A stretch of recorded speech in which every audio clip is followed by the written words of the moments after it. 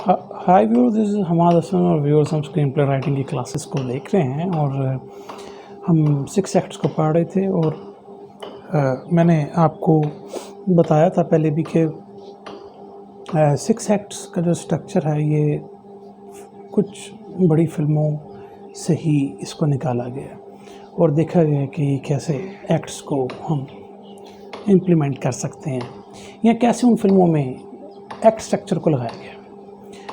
बहुत सारे लोग इसको नहीं मानते, बहुत सारे लोग 6 एक्ट स्ट्रक्चर को कोई बेसिक नहीं समझते, लेकिन जैसे मैं आपको बता रहा हूँ कि 6 एक्ट स्ट्रक्चर इन फिल्मों से निकाला गया, लिहाजा इसको हम गलत नहीं कह सकते। तो आप फर्स्ट ड्राफ्ट में बहुत ज़्यादा एक्ट की पोजीशन को मत देखें। जब आप अपना सेकंड ड्राफ्ट कर रहे होंगे तो उसमें फिर आप अपनी चेंजेस करेंगे।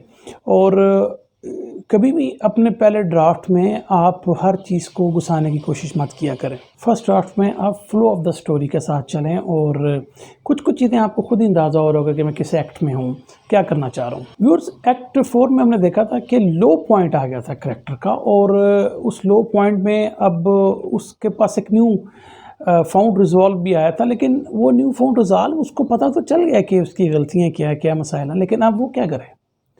तो अब वो यही कर सकता है कि जो कुछ उसके पास बचा है वो एक आखिरी ट्राई करे। तो एक्ट 5 को कहते हैं ट्राइंग अ लॉन्ग शॉट, यानी कि अब जो कुछ उसके पास बचा उससे वो एक ट्राई कर सकता और बस, दैट्स ऑल। इससे ज़्यादा अब उसके पास कुछ भी नहीं है। और ये जो एक्ट 5 है, इसमें जो उसकी कोशिश है वो क्या है कि वो अब के बाद जो एंटेगनिस्ट पर वार करे तो वो ऐसा वार हो कि बस उसको वो तबाह कर दे, ख़त्म कर दे। तो ये एक्ट 5 का सारा कोर एस्पेक्ट है। क्यों?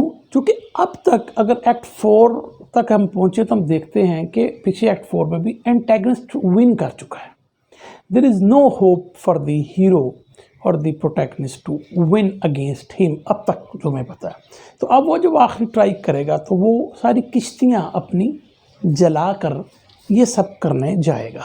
और याद रखें कि लो पॉइंट जो आपके न्यू फाउंड रिजॉल्व में उसको जो कुछ हासिल हुआ है वो उसके पास आखिरी चीज़ है जिसकी हेल्प से या जिसको समझने के बाद वो एक आखिरी ट्राई करेगा, क्योंकि वो समझता है कि ये उसका आखिरी चांस है कि वो एंटेगनिस्ट को ख़त्म कर दे। तो इसको आप ये भी कह सकते हैं कि ये एक डेस्परेशन की मूव होगी उसकी, कि जिसके अंदर बस वो एक चांस पर है कि यार लगा दो, देखी जाएगी, मतलब डूब तो चुका हूँ मैं, मर तो चुका हूँ मैं, ख़त्म तो हो ही चुका हूँ मैं। तो इसमें आप याद रखें कि हमारे कैरेक्टर के पास अनब्रेकेबल डिटर्मिनेशन है और एक सरप्राइज का एलिमेंट है। 4 में एंटेगनिस्ट देख चुके हैं कि प्रोटैगनिस्ट इतनी कैपेबिलिटीज़ नहीं रखता, तो लिहाजा वो उसको अब उसको एक्सपेक्ट ही नहीं कर रहे होंगे कि वो कोई आखिरी ट्राई भी कर सकता है और अपसाइड डाउन कर सकता है सारी चीज़ों को। अवतार में व्यूअर्स अभी हम एक्ट 4 में देख के आ रहे हैं कि ह्यूमंस ने नेवी को आउट नंबर्ड कर दिया है, आउट मैच कर दिया है, आउट गन्ड कर दिया है, एवरीथिंग। इनके पास एक शॉट बाकी है और वो है कि अगर वो जो हेलुजा माउंटेन्स हमने वो दिखाते हैं, जो लटके हुए माउंटेन्स होते हैं, उनमें इलेक्ट्रोमैग्नेटिकली डिस्टॉर्शन पैदा कर दें ताकि वो जो एयरशिप्स हैं दुश्मनों की, उनके सेंसर्स को वो स्क्रैम्बल कर सकें, ख़राब कर सकें, तो यहाँ पर वो फिर लेवल पर उनके आ सकते हैं। तो ये एक लॉन्ग शॉट उनके लिए, मतलब चांस हो सकता है कि वो विन कर जाएं। अब उनको ये नहीं पता कि हो सकता है कि उसका भी उन्होंने कोई मतलब जो है रिबर्टल सोचा हो कि अगर ऐसा कुछ हो गया तो हमारी एयरशिप्स को अगर ऐसी प्रॉब्लम आई तो हम क्या करेंगे, ये इनको भी नहीं पता। लिहाजा इसका मतलब ये हुआ कि अब वो जो लॉन्ग शॉट हमारा प्रोटैगनिस्ट कर रहा है वो बेसिकली एक ट्राई कर रहा है, एक चांस ले रहा है। और अवतार में हम देखते हैं कि वो हेलुजा माउंटेन्स के इलेक्ट्रोमैग्नेटिक डिस्टॉर्शन पैदा करके वो ये काम करना चाह रहे हैं। और चूंकि चांसेस बड़े कम होते हैं कि जब आप इतना कुछ हार चुके हों, एक्ट 4 तक जब आप पहुँचे हैं, आपके पास कुछ नहीं है, तो चांसेस यही हैं कि आप जो हैं यानी कि सक्सेस के चांसेस बहुत लो हैं। तो फिर आम तौर पर आप भी एज अ ऑडियंस भी ये सोचते हैं कि यार अब लगता है कि कुछ जान ही देनी पड़ेगी, या कुछ लोगों को अपनी जान का नजराना देना पड़ेगा, कुछ लोगों को अपनी जान देनी पड़ेगी अगर वो हासिल करते। तो कुछ हमें सेंस भी ये आ रही होती है कि ऐसा होगा कुछ, कि तो ऑफनली देखा जाता है कि जब सब कुछ अब ख़त्म होता है तो हमारे जहन में यही समझ में आती है कि करैक्टर अब ये अपनी जान ही दे के इस मसले को हल करेगा, या अगर वो नहीं देगा तो उसके जो एलाइज हैं या उसके जो साथी हैं उनको जान देनी पड़ेगी।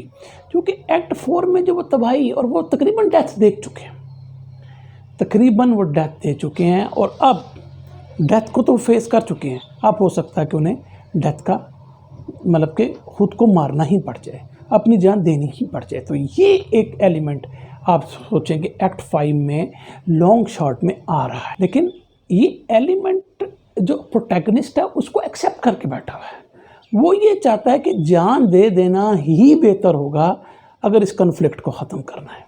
तो इससे बेहतर है कि हम रोज़ रोज़ मरें, हम एक दफ़ा ही मरें और इस कन्फ्लिक्ट को हमेशा के लिए ख़त्म कर दें। हमने देखा है बहुत सारी फिल्मों में, बहुत सारे नावल्स में कि ऐसे केस में करैक्टर विन कर जाता है, लेकिन बहुत सारी जगहों पे, रेयर ओकेजन्स पे उसको अपनी जान देनी पड़ती है। मतलब आप देख लें, टाइटैनिक में देख लें, ब्रेव हार्ट में देख लें, आप ग्लैडिएटर में देख लें, आप बहुत सारी फिल्मों में आपको मिलेगा कि करैक्टर अपनी जान देकर ही इस मसले को, इस कन्फ्लिक्ट को ख़त्म कर पाता है। इस एक्ट की एक और जो इम्पोर्टेंट बात है, जो मैं समझता हूँ कि बहुत ज़्यादा ज़रूरी है समझना, कि जो आपका इनिशियल डिज़ायर होता है, जो आपको एक्ट 1 में मैंने पढ़ाया था, या करैक्टर के पास जब एक्ट 1 को स्टार्ट करते हैं तो एक इनिशियल डिज़ायर होता है, इनिशियल गोल नहीं, इनिशियल डिज़ायर। एक इनिशियल डिज़ायर होता है हमेशा किसी करैक्टर का, जो कि उस वक्त तो कंप्लीट नहीं होता, लिहाजा तभी वो इनिशियल गोल की तरफ जाता है। क्योंकि इनिशियल डिज़ायर उसका पहले एक्ट में या शुरू में ही ख़त्म होने वाला नहीं है, पूरा होने वाला नहीं। तो इस एक्ट में अब वो अपने इनिशियल डिज़ायर, उसका रिटर्न होकर उसके पास सामने आ जाता है कि क्या अब वो मौका है कि मैं अपने इनिशियल डिज़ायर को पूरा कर सकूं।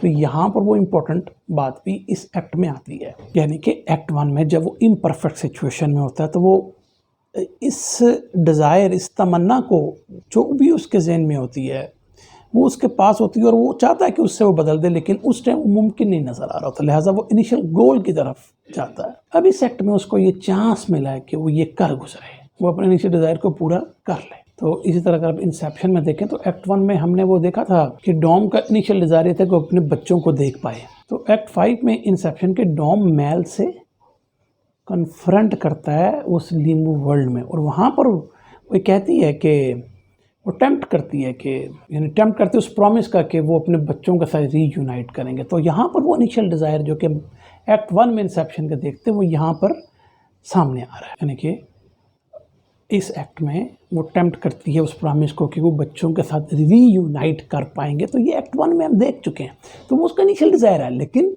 उस टाइम वो हासिल नहीं कर पाता। उस टाइम वो किसी इनिशियल गोल की तलाश में होगा ताकि इस मसले को चलाए वो साथ, लेकिन वो डिज़ायर उसके दिल में बैठा रहेगा, जो कि अब एक्ट 5 में वो अपॉर्चुनिटी मिलती है कि जिसमें उसको पूरा कर पाए। जैसा कि इंसेप्शन में हम देख रहे हैं उन स्टोरीज में कि जिसमें करैक्टर का इनिशियल डिज़ायर ये होता है कि उसने चेंज नहीं होना, तो over the story, course of the story बहुत सारी चीज़ें ऐसी लर्न करता है कि जिससे वो, अगर सारा नहीं बदलता तो कुछ पर्सनैलिटी के ट्रेट्स या कुछ चीज़ें ऐसी उसमें बदल जाती हैं।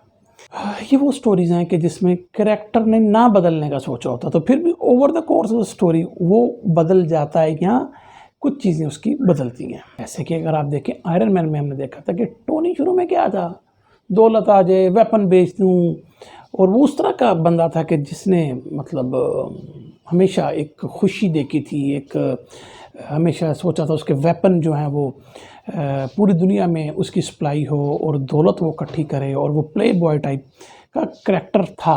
तो इस तरह का वो करैक्टर था कि वो उसने डिज़ायर भी यही कर रखा था कि पैसे आते रहें, वेपन बिकते रहें, मैं यशियाँ करता रहूँ। लेकिन जैसे स्टोरी गुजरी तो उसने रियलाइज़ किया अपने उन एरर्स को जो कि वो इनिशियली सोचता रहा था, और यही वजह है कि एक्ट 5 में फिर वो अपनी लाइफ को रिस्क करके उबैदा के ख़िलाफ़ अपनी जान भी देने के लिए रेडी हो जाता है, जब उसे पता चलता है कि उसी के वेपन से उबैदा जो है दुनिया को डिस्ट्रॉय कर देगा। तो यहाँ पर आके वो सेल्फिश नहीं रहा, यानी कि उसको क्या है, कोई दुनिया को तबाह करे और उसी का वेपन यूज़, लेकिन अब वो चेंज हो गया। अब वो नहीं है जो शुरू में था। ये याद रखें व्यूअर्स कि इस एक्ट में आपकी स्टोरी की पेस बहुत तेज़ होगी। हर चीज़ जो है वो क्लाइमैक्स की तरफ जाने की पोजीशन में, बल्कि जब ही एक्ट ख़त्म होगा तो समझे वो क्लाइमैक्स का ही पॉइंट है।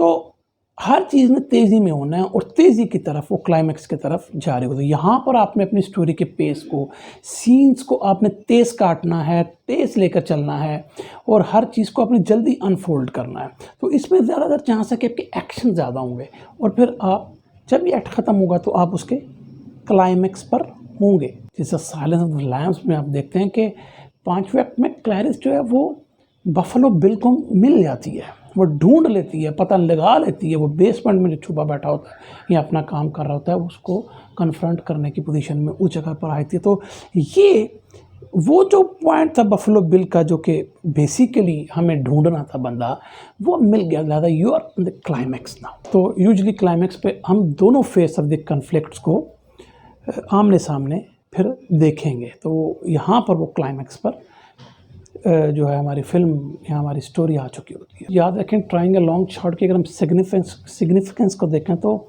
हम ये जानते हैं कि ऑडियंस किस करेक्टर को ज़्यादा पसंद करते हैं, जो अंडरडॉग को। वो कोई इतना पावरफुल ना हो शुरू में, वो मतलब जो है मार खाता हो, वो मतलब जो है वो हर चीज़, वो सारे पजल को हल ना करता, वो सुपर हीरो ना हो, ठीक है ना।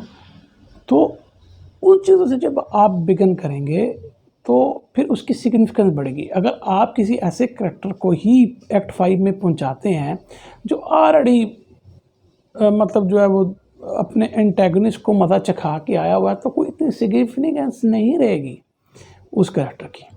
जब आप उसको एक्ट 5 में इस पोजीशन पे पहुंचाएंगे कि ही हैज़ लॉस्ट एवरीथिंग और कुछ बाकी नहीं बचा, तो एक आखिरी ट्राई करेगा। और इस एक्ट में उसका डिटर्मिनेशन ज़्यादा इंपॉर्टेंट है, बजाय कि उसके पास कोई ऐसी चीज़ें हों कि जिससे वो जादू करके सब कुछ कर ले। नहीं, वो डिटर्मिनेशन से ही आगे चलेगा और उसके लिए वो अपनी जान देने के लिए तैयार है। तो ये सिग्निफिकेंस मैं आपको एक्ट 5 की बता रहा हूँ कि क्यों इंपॉर्टेंट है। टाइटैनिक में अगर आप देखें तो क्या उस पोजीशन पे जब वो शिप टूट रहा होता है, कैल जो कि एंटागनिस्ट होता है और मंगेतर होता है रोज़ का, वो जैक को पता होता है कि वो किसी तरीके से ये जो कुछ बोल रहा है सब बकवास झूठ बोल रहा है, ये उसको किसी तरह भी जो है वो बर्दाश्त नहीं कर सकता। तो वो आप देखें कि जब रोज़ रिफ्यूज़ करती है कैल को, तो कैल उसके साथ भी वो इसलिए करता है, बल्कि उनको गोली मारने की पोजीशन में आ जाता है। तो वो उसके साथ भी वैसा इसलिए करता है। तो लिहाजा ये दो जो हमारा कपल है, ये अच्छे लोग हैं, एक दूसरे को चाहते हैं और मसला उनके साथ ये है कि वो अपनी एक दुनिया में ना चाहते, उनको एक दुश्मन जो है वो उखाड़ फेंकना चाहता है। अब क्या, वो अच्छे लोग हैं, वो अच्छी ज़िंदगी गुजारना चाहते हैं, तो लिहाजा वो किस चीज़ से आगे बढ़ रहे हैं, इमोशन से, लव से आगे बढ़ रहे हैं। मसला ये है कि उनके रास्ते में एक दकियानूसी किस्म का, एक पुराने ज़हन को आप कह सकते हैं, मतलब एक सिम्बॉलिकली बात कर रहा हूँ, जो कि जेलस है, जो कि वो उनके रास्ते में आके खड़ा हुआ, तो उनसे उसने बचना है। और समटाइम्स मैं आपको ये बताता हूँ कि जब करैक्टर बिल्कुल डेस्परेट हो चुका होता है एक्ट 4 में और लो पॉइंट पे उसको कुछ चीज़ें समझ में आती हैं, तो समटाइम्स वो स्पिरिचुअल, यानी कि चूँकि मैंने आपको कहा कि वो डिटर्मिनेशन के साथ जाएगा, तो हो सकता है कोई स्पिरिचुअल अपनी स्पिरिचुअल पावर को बढ़ाए या उसके लिए रिक्वेस्ट करे। देखें ना, जैसा एवाटार में बड़ी अच्छी एग्जांपल है कि जब ये सब कुछ डिस्ट्रॉय हो जाता है और जो हमारा जैक है, वो फिर वो जो टूटे हुए ट्री के सामने एवा, उनकी वो जो गॉडेस होती हैं, जो भी होती है, उससे वो, जो कि उस वर्ल्ड की गॉडेस होती है, तो उससे वो आप देखें कि मतलब जो है प्रेयर करता है उसको कि उसकी मदद की जाए, तो फिर एवा जो है इंटरवीन करती है, ठीक है ना। तो ये फिर वो स्पिरिचुअल, तो अब हर चीज़ जो है बेसिकली डिटर्मिनेशन को ही बढ़ा रही है। और व्यूअर्स, हम देखते हैं, हम देखते हैं इस सिग्निफिकेंस की एक बात मैं और आपको बता दूंगी। हम जब से स्टोरियाँ सुनना शुरू हुए हम चाहते हैं कि हीरो हमारा विन करे, वो जीते, लेकिन हर स्टोरी में ऐसा नहीं है। और यहाँ पर वही बात आती है कि अगर सब तो पे हमारा हीरो मर जाता है तो हमें एक शॉक होता है। लेकिन अगेन ये बात वही है, ये वही फ़िलॉसफ़ी है जिसका ज़िक्र मैंने किया था कि हम कॉन्फ्लिक्ट्स ऑफ आइडियल्स में हैं। यानी नेड स्टार्क की मैंने आपको एग्जांपल दी थी, गेम ऑफ द थ्रोन्स में वो एक अच्छा बंदा है, यानी कि वो एक राइटियस बंदा है, वो ऑनरेबल बंदा है, वो ऑनेस्टी से काम करना चाहिए, लेकिन जिस वर्ल्ड में वो ऑपरेट कर रहा है वहाँ पे सारी डिसेप्शन है। तो फिर क्या होगा? मार खाएगा, वो ज़िंदा नहीं रह पाएगा। तो ऐसा ही नेड स्टार्क के साथ हुआ। तो हमने आइडियल कॉन्फ्लिक्ट्स में इस चीज़ को देखना है कि किस जगह पर हमारा करैक्टर ऑपरेट कर। तो व्यूअर्स, गोल 5 हमारा अल्टीमेट गोल होता है और बिल्कुल इस जगह पे करैक्टर को समझ आ चुकी होती है कि उसका अल्टीमेट गोल क्या है। यानी कि वो फेल हुआ, लो पॉइंट पे उसकी एक तरह की रीबर्थ हुई और उसको एक न्यू फाउंड रिजॉल्व मिला और अब उसको समझ में आया कि असल में अल्टीमेट गोल उसका क्या है, वो क्या सोच के चलता आ रहा था और क्या अल्टीमेट उसका गोल है। ये ज़रूरी नहीं कि उसको इस एक्ट में ही आके सिर्फ पता चले, मेरा सिर्फ कहने का मतलब है कि वो चलता तो उसके साथ आ रहा है, लेकिन वो रियलाइज़ नहीं कर रहा, वो उसके पास वो रिसोर्सेज नहीं है पहले कि उसको वो हासिल कर सके, ठीक है ना। इसलिए इस एक्ट में आके अब वो रियलाइज़ कर गया है, उसके पास रिसोर्सेज मौजूद हैं कि वो अपने अल्टीमेट गोल को हासिल कर सके। तो इसको थोड़ा सा आप देख लेंगे ना, ये कहने का मतलब नहीं कि 4 एक्ट तक उसे पता ही नहीं कि उसका अल्टीमेट गोल, यूँ नहीं है, मैंने पहले भी आपको बताया था। लेकिन he doesn't have the resources, he doesn't realise it. यानी कि अब अगर आप आयरन मैन में देखें तो टोनी का क्या इशू आ रहा था कि वो बेच तो दिया उसने उबैदा को अपना वेपन, उसको ये तो नहीं पता उबैदा क्या करने लगा। अब क्या है कि वो उसको पता है, यानी कि ये रियलाइज़ वो शायद कर गया कि यार ये वेपन मैंने गलत जगह पे बेच दिया, लेकिन उबैदा को अगर वो शुरू में ही मार दिया, 2 में ही स्टोरी भी ख़त्म हुई थी, उसका कन्फ्लिक्ट भी ख़त्म हुई थी, लेकिन वो साथ साथ उबैदा की ट्रीचरी और वो सारी चीज़ें चलती रहेंगी हत्ता कि एक्ट 4 आ जाएगा और वहाँ पर आकर टोनी स्टार्क को पता चलेगा भाई ये तो जो उसको मैं करता मैं यूँ ख़त्म कर दूँगा, ऐसा नहीं है, बल्कि खुद जो करैक्टर है और इस केस में टोनी जो है वो बिल्कुल ही एक्ट 4 में आके ख़त्म हो चुका है। तो अब आप देखें ना, रियलाइज़ वो कर रहा है कि यार मुझे इस उबैदा को मार देना है, मार देने से मेरा कन्फ्लिक्ट ख़त्म हो जाता है, वेपन मैं गलत बेच चुका हूँ, सारा कुछ है, लेकिन अभी उसके पास ना पूरी कंप्लीट इन्फॉर्मेशन है, ना सारे रिसोर्सेज हैं कि वो उबैदा को ख़त्म कर सके, लिहाजा अब वो एक्ट 5 में पहुँच चुका है। याद रखिए, अल्टीमेट गोल जो है वो हार्ट ऑफ द स्टोरी है। गोया गोल तो यही है ना कि हम अपने एंटेगनिस्ट को किसी तरह ख़त्म कर दें या उस कन्फ्लिक्ट को मुका दें, ठीक है। तो अल्टीमेट गोल अगर आप देखें हार्ट ऑफ द स्टोरी ही है, लेकिन इस सारे केस में अगर आप गौर करें, जो इमोशनल जर्नी है, इमोशनल और psychological realisation of the character की, वो अनकम्पास्ड है, वो छुपी हुई है। इससे यानी जो वो कैरेक्टर आर्क, और कैरेक्टर आर्क क्या होता है? लाई होता है, वो फॉल्स बिलीफ होता है, तो वो भी एनकम्पास चली आ रही। तो लिहाजा अगर आप इस केस में देखें तो मैंने आपको कई जगह कहा है कि फिजिकल गोल सब कुछ नहीं होता। मैं इसको अगली जो हमारी क्लासेस आएंगी अब उसमें मैं आपको पढ़ाऊंगा कि कैरेक्टर आर्क को कैसे प्लॉट पे बिठाया जाता है।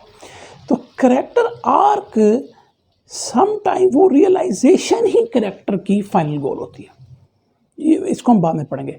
लेकिन अब यहाँ पर एक्ट 5 में फिजिकली मेरा कहने का मकसद ये है कि एंटेगनिस्ट को हराना ही बेसिकली एक्ट 1 से चल रहा है, तो हार्ट ऑफ द स्टोरी वही है, रियलाइजेशन मौजूद नहीं है। तो दूसरा अगर हम इसको इस तरीके से देखें कि जो करेक्टर ने अपने साइकोलॉजिकल इमोशनल इन चीज़ों को एनकम्पास किया हुआ है या अपने फ्लॉस को छुपाया हुआ है, वो जब तक उससे आप ओवरकम नहीं करेगा तो फाइनल गोल नहीं उसको मिलने वाला। ये बड़े इंपॉर्टेंट मैंने कुछ सेंटेंसेस बोले हैं, इन पे आपको गौर करना। यानी कि एक गोल है लड़की को हासिल करना और एक है कि यार मैं कैपेबल नहीं हूँ, क्यों, मुझ में एक फ्लॉ छुपा हुआ है, ठीक है। तो मैं शुरू से इस लड़की को हासिल करना चाहता हूँ, ये मेरा गोल है, लेकिन जब तक मैं उस फ्लॉ को जो मेरे दिल में है, जो मैं गलत समझ के बैठा हूँ, चल रहा हूँ, उसको ओवरकम नहीं करूँगा, मैं इसको हासिल नहीं कर सकता। तो इसको आपने ओवर करना। तो इट मीन्स कि 5th एक्ट में भी जब आप पहुँचेंगे तो हार्ट ऑफ द स्टोरी क्या है, वो अल्टीमेट गोल ही है जो चल रहा है, लेकिन रियलाइजेशन नहीं है, या मैं अपने फ्लॉस को ओवरकम नहीं अभी तक कर पाया। तो मुझे फिर उसकी रियलाइजेशन तब मिलेगी। अच्छा, अब मुझे ये बताएं कि इंसेप्शन में डॉम का गोल क्या है 5th एक्ट का? फिशर को मैल से रेस्क्यू करवा ले और इंसेप्शन को फिनिश करे, ये गोल है। और अगर आप देखें यही गोल शुरू से चलता आ रहा है, लेकिन 5th एक्ट में आपको ये क्लियर हो रहा है, यानी कि ये वो आउटर गोल है, ठीक है ना, कि हम इंसेप्शन को ख़त्म कर दें। तो इसके लिए उसको चाहिए था कि वो महल को शुरू में ख़त्म कर दे, यानी कि उसको पता था कि यूँ करूँगा, लेकिन मसला क्या था, वो अपने गिल्ट को छुपाए फिर रहा था जब तक कि उसकी डेथ नहीं हो जाती।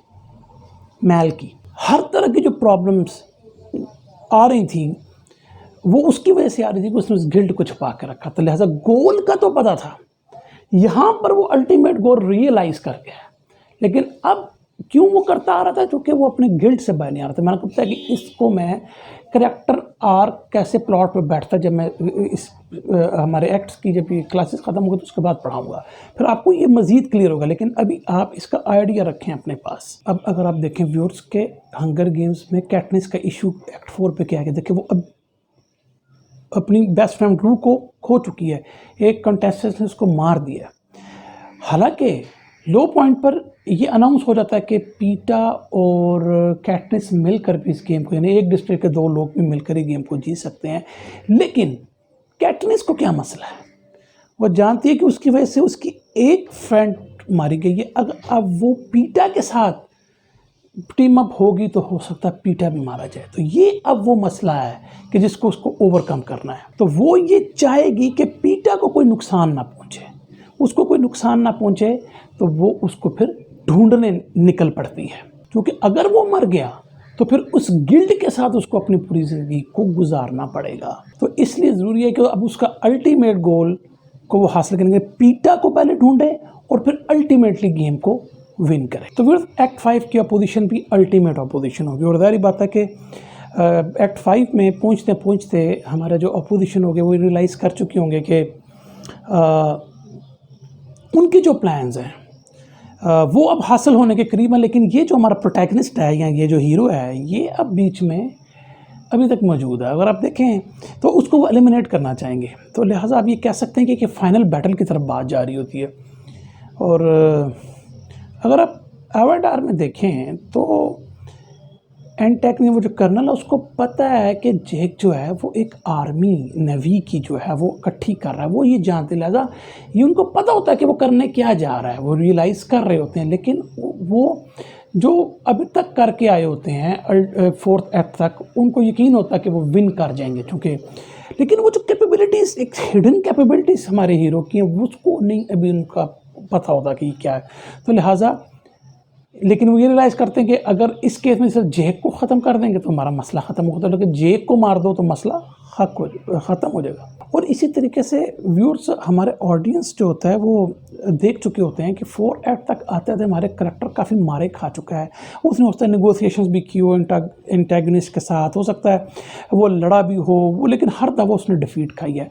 और अब जब वो सब कुछ रिवाइव करके एक आखिरी चांस ले रहा है तो हमारे ऑडियंस को पता होगा कि अब इस दफ़ा ये मार नहीं खाएगा, और इसी के लिए वो वेट कर रहे होते हैं, इस एक्ट के लिए वो वेट कर रहे होते हैं। ये एक्ट बहुत इंपॉर्टेंट है व्यूअर्स, याद रखिए, इसमें बहुत सारी चीज़ें आपकी क्लाइमैक्स पे आनी है, लिहाजा आपको बड़ा ही संभाल कर इसको लिखना है। व्यूअर्स, इसमें एक और मसला भी आता है एंटेगनिस्ट के साथ कि जब वो इतना कुछ करैक्टर के साथ कर चुका होता है और फिर भी वो मार खा खा के ख़त्म होने के बजाय फिर उठ के आ जाता, तो यहाँ पर एक टेम्पर लूज़ करने वाली यूजली हम देखते हैं कि बात होती है। पर टाइटैनिक में भी देख लें कि वो गोली मारने लगता है, कैल जो है वो अपना टेम्पर लूज़ कर देता है। इसी तरह व्यूअर्स, आयरन मैन में अब देखें कि वो बेहतर भी अपनी ईवल स्कीम को इम्प्लीमेंट करने की पोजीशन में आता है, तो ये बार बार टोनी जो है फिर उठ के आता, और आप एक्ट 5 में ये फिर उठ के आ गया, तो वो फिर मैनिएक बन जाता है, वो सबको किल कर रहा होता है, किसी तरह मैं टोनी को ख़त्म कर दूं। इवन वो एक गाड़ी में भी बैठता है जिसके अंदर फैमिली बैठी होती है। तो यहाँ तक ये लोग अपना टेम्पर लूज़ कर जाते हैं और यहाँ पर वो समझो कि उन्हें यकीन नहीं आ रहा होता कि हीरो जो है फिर अपनी बची कुछ एनर्जीज़ को उठा के वापस लेकर आया। वो उसमें एक आखिरी चीज़ मैं आपको बता दूँ इससे पहले कि हम लेक्चर ख़त्म करें कि एक्ट 5 में बहुत सारे वेपन्स जो हैं वो रिवील किए जाते हैं। जिस तरह आयरन मैन में उबैदा ने वो जो आयरन सूट होता है वो रिवील करता है, जो है ऑडियंस को नहीं पता होता कि वो रिवील हो जाएगा, कि हमें ये तो पता है कि उसके पास है, लेकिन वो क्या चीज़ है वो हमें जो है पता लगती है कि वो आयरन मैन के सूट में जो है वो आयरन सूट में जो है वो फिर से आ गया और किलिंग करनी शुरू कर दी है। और इस तरह के हंगर गेम्स में आप देखें तो वो जो गेम कोऑर्डिनेटर होते हैं वो अनएक्सपेक्टेडली मरे हुए कॉन्टेस्टेंट से मिला के एक कोई डॉग लग हाइब्रिड से मॉन्स्टर्स चीज़ें पेश कर देते हैं, तो ये भी एक अनएक्सपेक्टेड होता है। तो व्यूअर्स, एक्ट 5 की में हमने ये देख लिया है कि इसमें अल्टीमेट गोल की क्या सिग्निफिकेंस है और अल्टीमेट एंटागोनिज्म को भी हमने देख लिया कि वो किस तरह फिर वो अपना टेम्पर लूज़ करते हैं और हमें पता है कि हर चीज़ अपने क्लाइमैक्स पे जा रही है। तो इस तरीके से आप अपने एक्ट 5 को लिख सकते हैं। तो व्यूअर्स, मुझे उम्मीद है कि आपको ये लेक्चर पसंद आया होगा। नेक्स्ट में व्यूअर्स हम इस एक्ट का टर्निंग पॉइंट, कैटलिस्ट और टर्निंग पॉइंट को देखेंगे। तो व्यूअर्स, मुझे उम्मीद है आपको ये लेक्चर पसंद आएगा। मिलते हैं बहुत जल्द नए लेक्चर में। Thank you very much.